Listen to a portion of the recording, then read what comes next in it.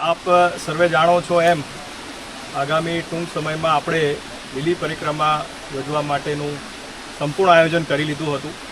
ગઈ 25મી તારીખે અમારી ટીમ દ્વારા પણ નિરીક્ષણ કરવામાં આવ્યું હતું, પરંતુ ત્યારબાદ જે વરસાદની પરિસ્થિતિ નિર્માણ થઈ છે અને એના લીધે પરિક્રમાના જે પણ રૂટ છે એ ધોવાઈ ગયા છે. કાદવ કીચડ ખૂબ મોટા પ્રમાણમાં થઈ ગયું છે.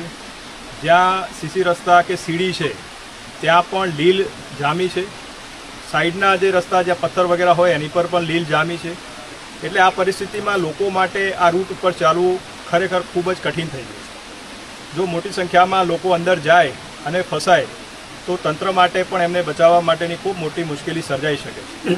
એટલે જે છેલ્લી પ્રેસ કોન્ફરન્સ કરી હતી ત્યારે મેં આપ સર્વેને જણાવ્યું હતું કે આપણે 31 તારીખ સુધી આમાં રાહ જોઈએ, ત્યારબાદ જે પરિસ્થિતિ હોય એ જોઈ અને નિર્ણય કરશું.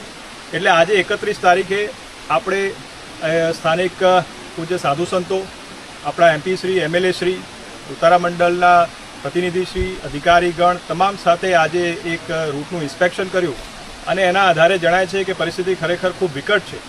અને એટલા માટે નિર્ણય કર્યો છે કે આ વખતે આ પરિક્રમા જે છે એ આપણી પરંપરા છે અને વર્ષોની આ પરંપરા જે છે આપણે જાળવી રાખીએ એના માટે પ્રતિકાત્મક રૂપે કરવાનો એક તમામને સાથે લઈ અને સાધુ સંતોની સહમતિથી આપણે આ નિર્ણય કર્યો છે.